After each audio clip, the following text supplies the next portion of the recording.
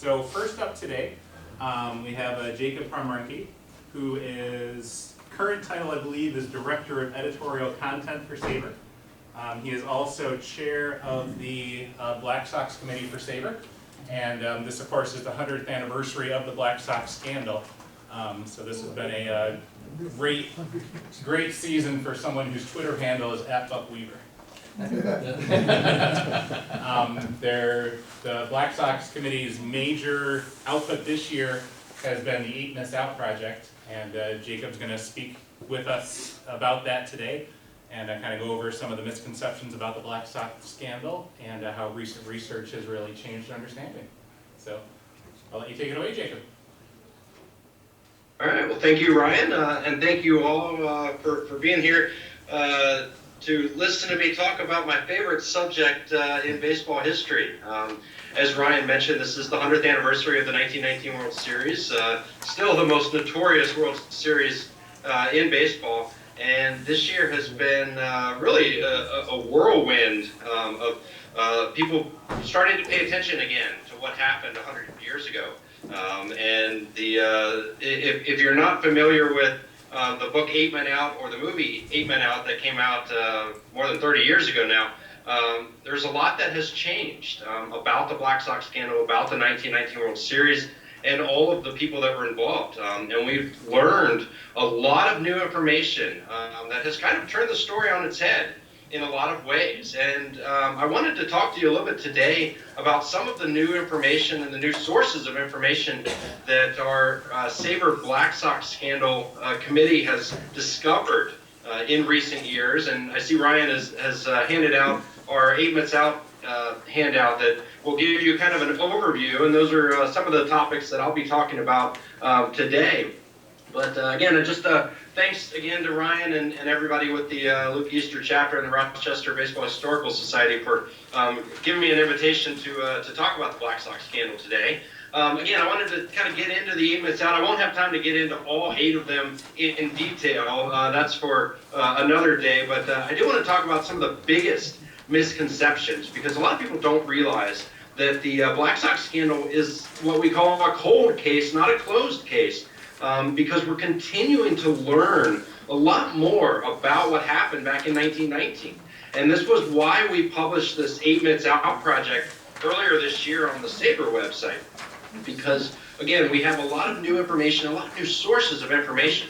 When 8 Men Out, the book, was published back in 1963, the author, Elliot Asanoff, did not have access to all of the new sources of information that we now have access to in the 21st century. And unfortunately, he had to fill in the gaps with what he could find. And what he could find was really kind of bare bones in terms of research ability.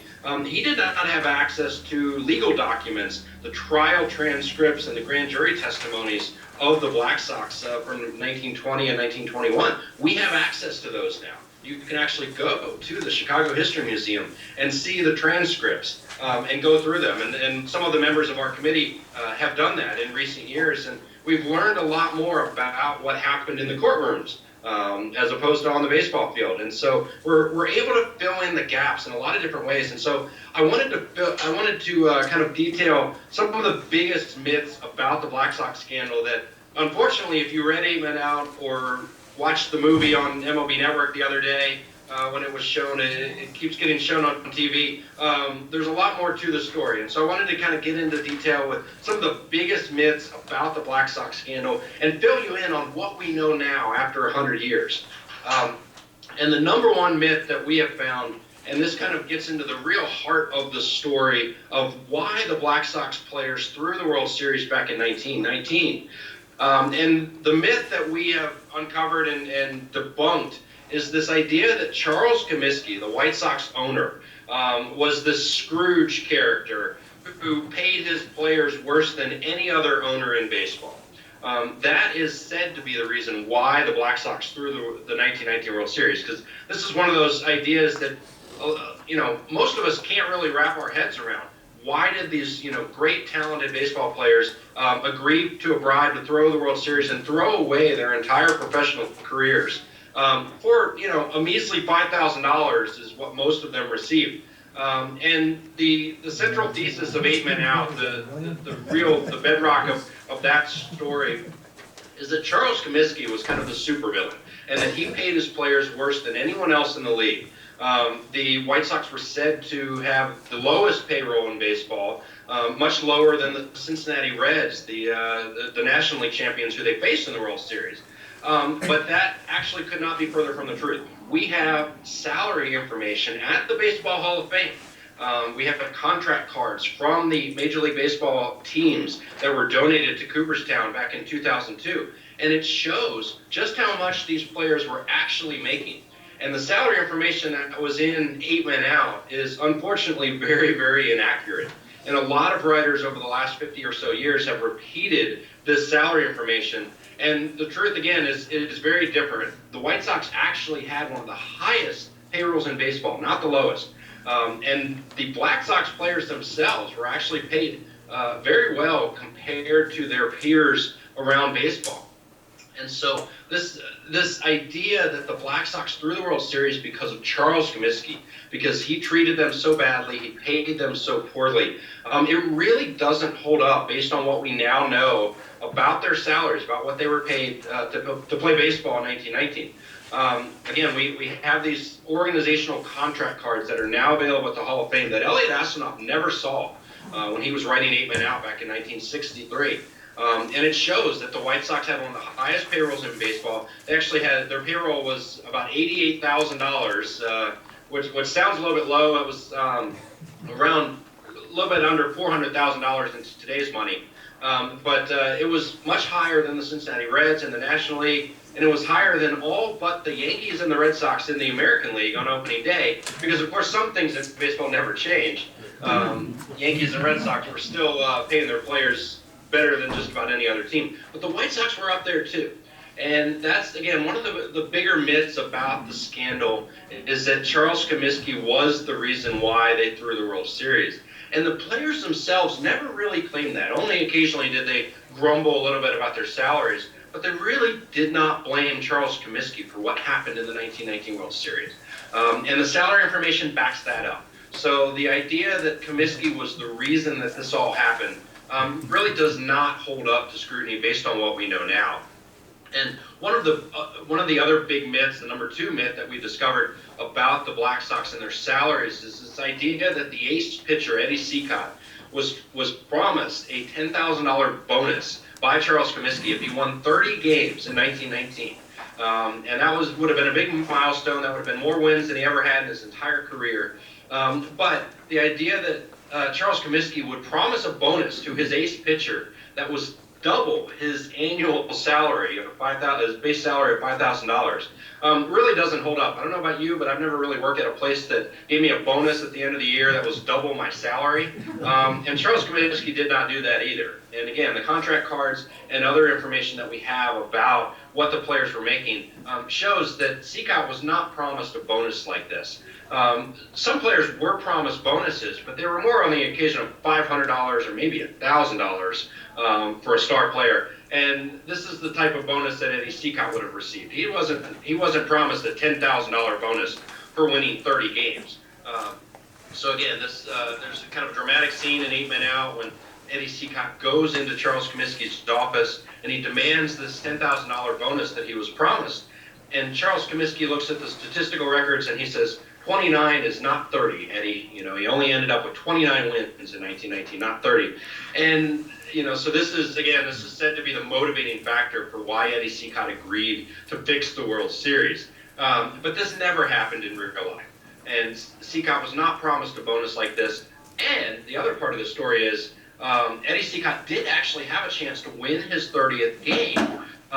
He was pitching for the White Sox against the St. Louis Browns at the end of September, and the White Sox had a chance to clinch the American League pennant on that day in late September 1919, but Eddie Cicotte did not pitch well enough, and he actually was pulled from the game after 7 innings. He had given up 5 runs, and he was pulled from the game for pitching poorly because the White Sox were down, and the White Sox rallied to win the pennant, and Shoeless Joe Jackson actually hit a walk-off single to win that game, and Eddie Cicotte was out of the game by then.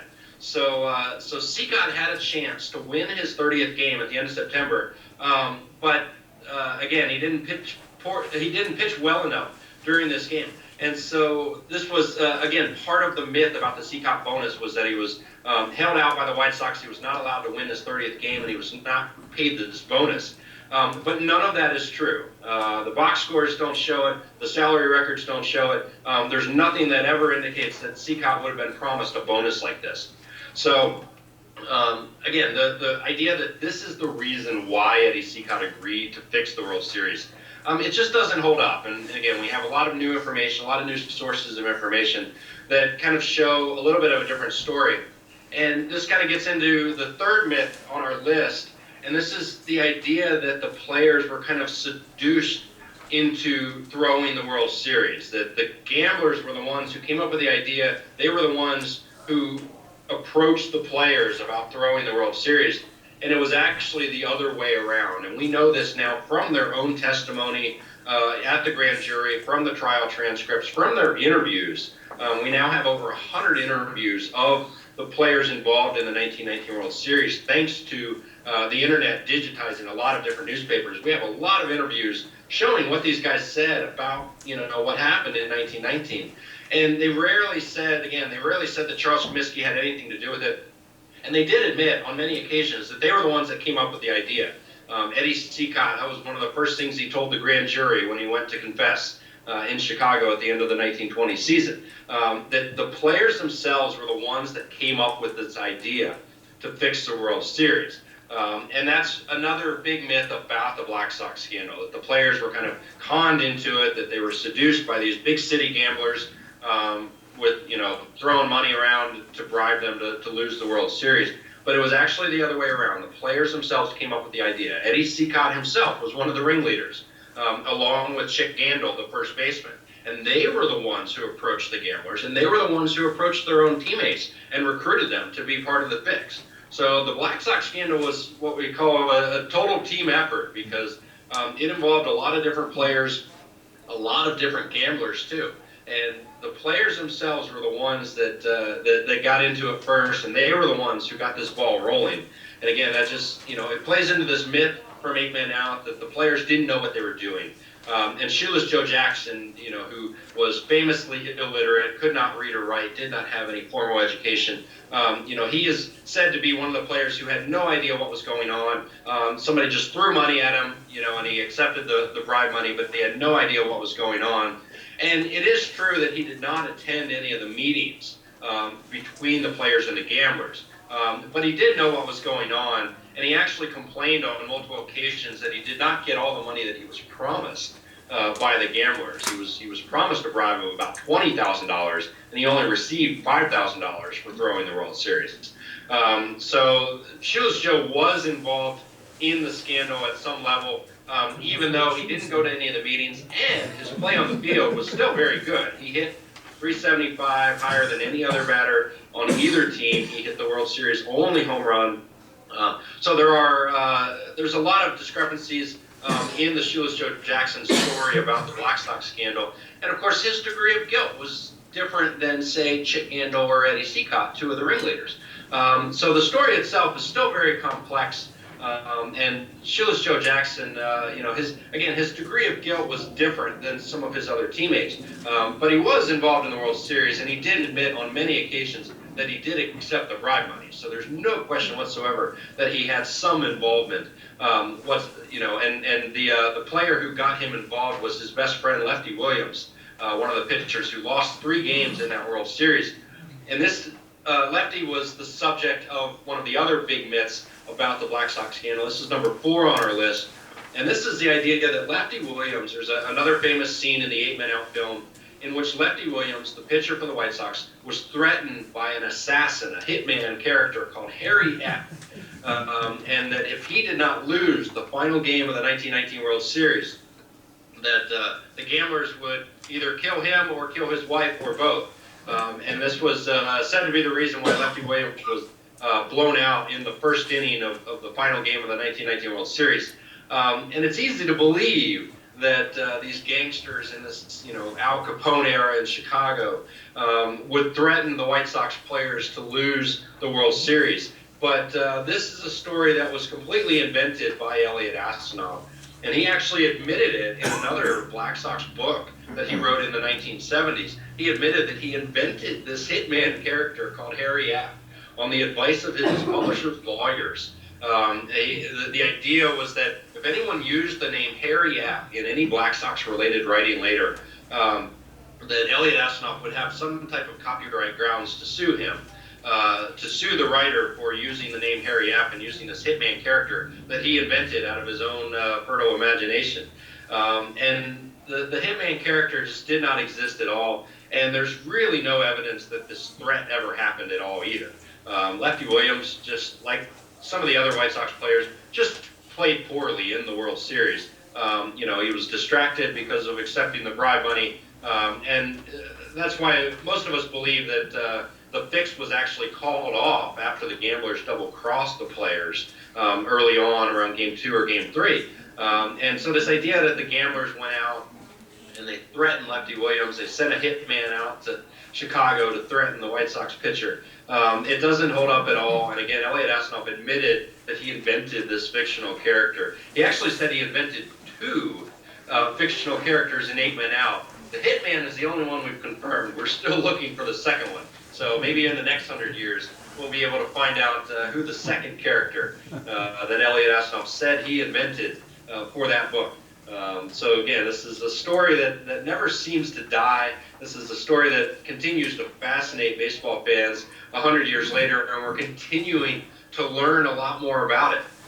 And one of the other big ideas and the big concepts around the Black Sox scandal, and I think it's very important to understand this about what happened in 1919, is just how deeply gambling was intertwined with baseball back in this era of the early 20th century. I think it's really impossible to understand the Black Sox scandal without knowing just how close betting and baseball were at this time.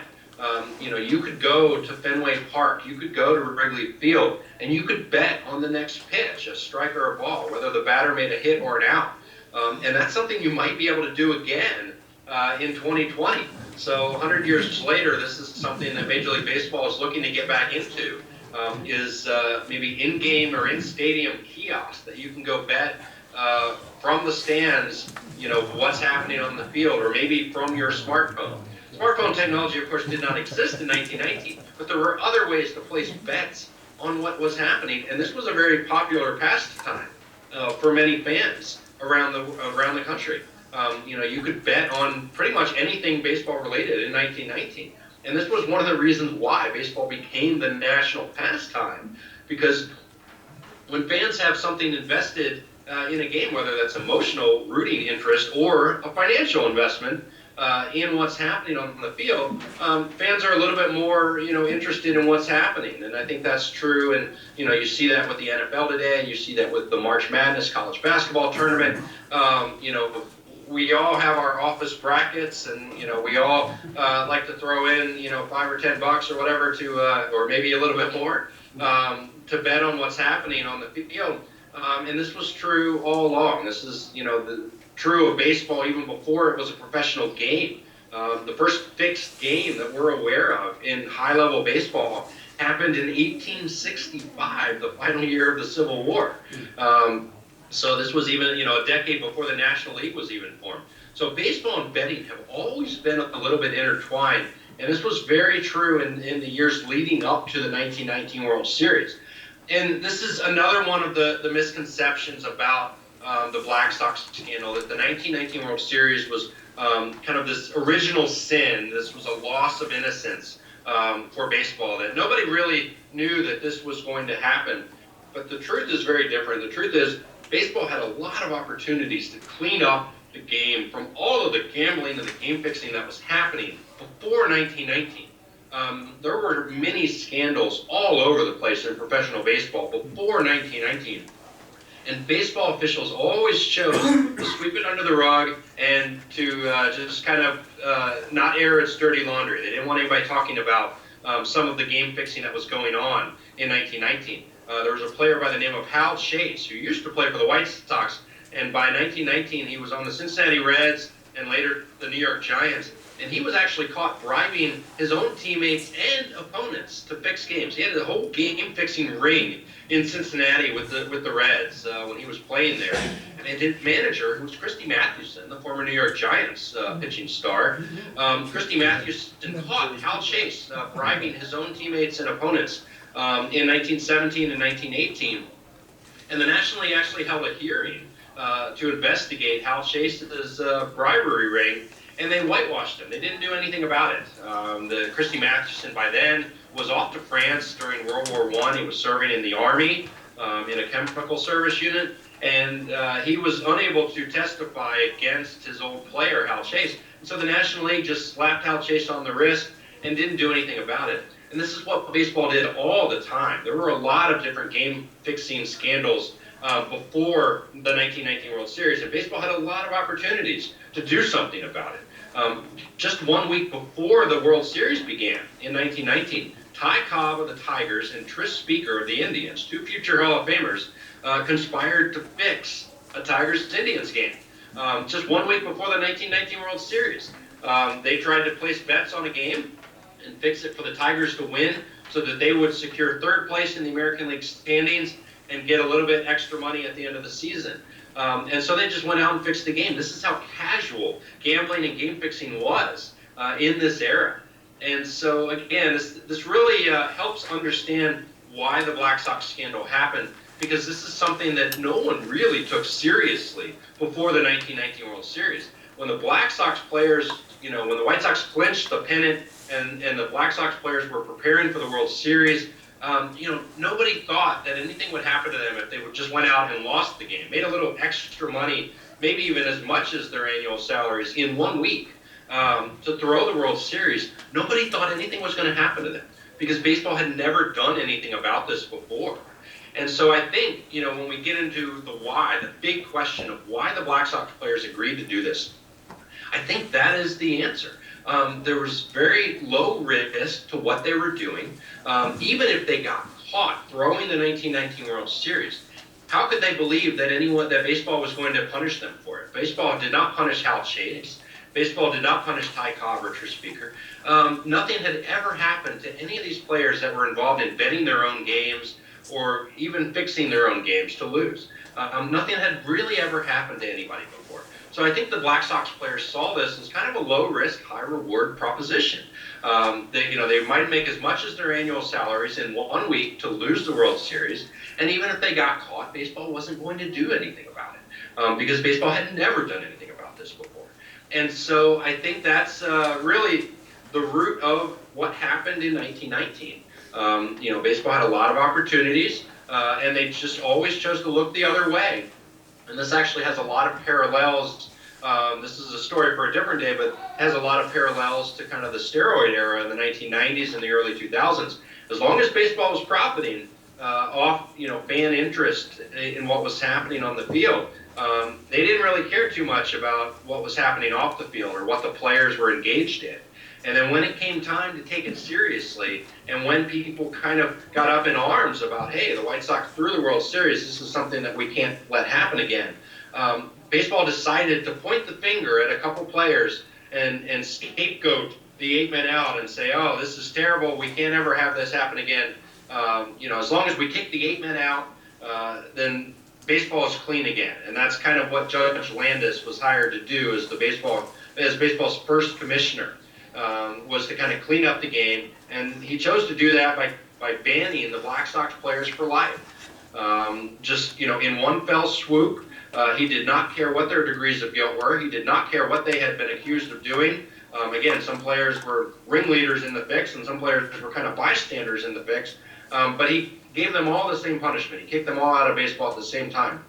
And he also did that with people like Hal Chase and other players. Heine Zimmerman, former Chicago Cubs star, was kicked out of the game. The New York Giants in 1919 had their own 8 men out who were later banned for life by Judge Landis for various offenses. One was banned for grand theft auto, not game fixing. But the Giants had their own 8 men out in 1919. So this is what the culture of baseball was like at the time. And I think it's very, very important to understand, just how intertwined baseball and betting were in order to understand the Black Sox scandal. Because this was not an isolated incident. This was a series of events that kind of led up to the fixing of the 1919 World Series. And baseball had years and years of opportunities to do something about it. They always chose to look the other way. And so that's kind of the biggest myths of the Black Sox. And again, we have sources of information. We have the contract Hall of Fame. We have thousands of pages of legal documents at the Chicago History Museum. We have all these interviews of the players to help piece together the story in a much more comprehensive way than Elliot Asnoff had access to 50 years ago when he was writing 8 Men Out. And so, again, this is helping us tell the story in a different way. All this stuff came out really in the 21st century, and so we're fortunate to have access to all these sources of information. And so if you read 8 Men Out, if you watch the movie 8 Men Out, both of which are tremendous, very compelling, very dramatic stories, just know that there's a lot more to the story now that we're able to tell, and we're still finding out more. Just recently, a few years ago, film footage of the 1919 World Series came out in an archive in Canada. It was discovered under an old ice rink, a very Canadian story that was excavated in the 70s. It was this film footage of the 1919 World Series was found under the ice rink in Canada, and it was actually preserved perfectly in the permafrost. And you can go on YouTube now and you can watch 5 minutes of game action of Game 1 and Game 3 from the 1919 World Series. So all of this new stuff is still coming out. We're still learning more about the Black Sox scandal. And so that's one of the reasons why this story continues to fascinate me and our SABR Black Sox committee and many, many fans around the world 100 years later, because we're continuing to learn more about all the figures involved, the players, the gamblers, the White Sox officials, baseball officials, everybody. We're continuing to learn more about what happened back in 1919. So I'm almost out of time, so I want to leave some time for Q&A. If you've got a little bit, some questions, I'm happy to answer any. Please go to our 8 Minutes Out webpage when you get home, because we have a lot of resources on that page that detail a lot of the stories that I've told today and a lot of the new research that we've been doing within our SABR committee over the last 15 or 20 years. So please feel free to check that out. I'm always available for questions afterwards too. Feel free to get in touch with me by email, and I'm happy to talk Black Sox anytime for the next 100 years too. Excellent. Well, thank you so much, Jacob.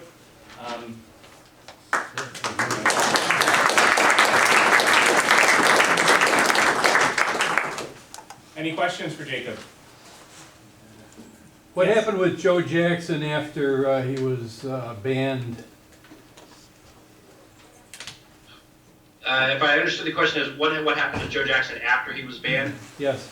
Yeah. So Joe, like the other players, didn't have a whole lot of marketable skills other than being a ball player. And so that's what they all continued to do throughout the 1920s and 1930s. They went all across the country and they played baseball for a living. Every town kind of had its own team back then. And so they were recruited to play on these amateur teams and sometimes semi-pro teams. The business leaders in a town would get together, raise up some money, and bring in a ringer like Shoeless Joe or the other Black Sox players to play ball for them, maybe just for one game, maybe for a week, or maybe for the entire summer. And so Joe would go around. He actually played in New York and New Jersey, Pennsylvania, Ohio. And then later on in the 1920s, he moved back home to Savannah, Georgia. He was playing in South Georgia for a couple summers, and then he moved back to Greenville, South Carolina, his hometown. And he played ball up until at least 1937 when he was 50 years old. And he played baseball, and that's what he did. He also ran a couple other businesses. Shoeless Joe is a very shrewd businessman and a very successful businessman for the rest of his life. He may not have been formally educated, but he was a very smart man. And so he ran a successful liquor store for many years in his hometown of Greenville, South Carolina. So he actually did well for himself, probably as well as any of the Black Sox players after they were banned for life. I have a statement. Did you recently see the article regarding the Cincinnati perspective on the World Series? I don't know if it was in the Baseball Digest or Memories and Dreams. They had some discussion with the manager of the Cincinnati Reds guy. Did you see that? Yeah, I believe it was Baseball Digest a month or two ago. Yeah, I think I did see that one. There's been a little bit about the Cincinnati Reds written this year. We organized a symposium at the Chicago History Museum in September, and we had Dr. Susan Dellinger, who's the granddaughter of Ed Roush, the Reds center fielder and the Hall of Famer. And Susan spoke about the Reds' perspective at our SABR symposium in Chicago back in September. And the Reds story is really fascinating. They actually had a terrific team in 1919. The winning percentage for the 1919 Reds, a lot of people don't realize this, was higher than any winning percentage of any team in franchise history, better than any of the Big Red Machine teams. The 1919 Reds still hold the franchise record for winning percentage. So they had a great team in 1919, and it's really interesting. I actually believe the Reds had a strong case to beat the White Sox, even if the White Sox were playing their best all along. I think the Reds had a strong case to beat them. They had a well-rounded lineup and a deep pitching staff of 5 really good starting pitchers. And so I think the Reds actually had a very good chance of beating the White Sox fair and square on the level. Even if the White Sox had not taken a bribe, I think the Reds had a good shot at that. That's a story that doesn't get told very often. The Reds kind of get overlooked and underappreciated as World Series champions. But, I tell people from Cincinnati all the time, celebrate that World Series. That was the first World Series championship in the team history. You guys deserve to celebrate that World Series. Jacob, in 1877, there were Jim Devlin and George Bechtel, amongst other Louisville players, were banned from baseball. Is that correct? I mean, there was a precedent for some players getting That was banned. the first game-fixing scandal in National League history. Was 1876-77. 4 players for the Louisville team were eventually banned for life. They were caught throwing some games at the end of the 1876 season, and they were banned for life a year later. But this was before any of the Black Sox were born, and so baseball had largely forgotten this scandal by 1919. And so. Baseball, even though the precedent had been set to ban these players for life, as we know now, a lot of permanent bans are not very permanent in baseball. There have been dozens of players that have been permanently banned, including the Mets closer a couple years ago, Mejia, who was banned for life after 3 positive tests for performance-enhancing drugs. But he's now back in professional baseball, I believe, where he was a couple years ago. His permanent ban was lifted. So this was, again, baseball did not have a very good track record of punishing or deterring the game-fixing activity. This is something that really never stopped. It started, even before the National League was established in the 1870s, and it continued on up until 1919. And it was only Judge Landis coming in, cleaning up the game by banning just about everybody. We know of at least 24, maybe 36 players that he banned for life in the 1920s. For game fixing. That was the only time that baseball really finally cleaned up its act, and the game fixing kind of slowed down and really to a crawl until Pete Rose decades later. I think that's something that, Pete Rose's story always seems to come up when Shoeless Joe is mentioned. But Rose's infractions were a little bit different than what the Black Sox were accused of. And Rose, of course, knew what the rule was and knew what the punishment was. So that's something that I think is a little bit different when you compare their cases. Jacob, you talked about layers of guilt for the players. I wonder if the new research has changed what we know about the 8 men who were banned. Were all of them part of the fix, and were there other players who weren't banned who were part of the fix as well? And has your thinking on Buck Weaver changed in recent years? Yeah, there's no real smoking gun that any of the new research has found on any of the players, other than, again, Shoeless Joe Jackson admitting on numerous occasions that he took the money. That's something that, unfortunately, some Jackson supporters believe that he had nothing to do with this whatsoever. But he did admit taking the money, so he was involved. Buck Weaver, we have confirmed, was part of the meetings. He did go to multiple meetings. He was an active participant. in the meetings before the World Series and possibly even during the World Series. But there's no indication so far that he ever took any bribe money. So again, Weaver's degree of guilt, Jackson's degree of guilt are definitely lesser than some of the other players who were really ringleaders in this whole thing and involved from the beginning. But there really were 8 men out and 8 Black Sox that were involved in this. That has not changed. And again, we don't know of any of the other White Sox players that were involved, although there were rumors about other White Sox players being involved, and there's actually rumors about the 1920 White Sox throwing games as well. And we've documented some of that in some of our research too. But there were 8 men out, there were 8 Black Sox involved, and again, there were dozens of other players involved in other fixed game scandals too. So that's something that we're still learning more about. There may be some more evidence that continues to come out about these guys. All right, any last questions for Jacob? All right, well, thank you very much, Jacob. We'll let you get back to enjoying your day. I'm sure you have better weather in Phoenix than we have here in Rochester. That is true. Well, thanks again for the invitation to speak, and thanks again for listening to me talk about the Black Sox scandal. Hope you enjoy the rest of the meeting and the other speakers we have planned. Great, thank you.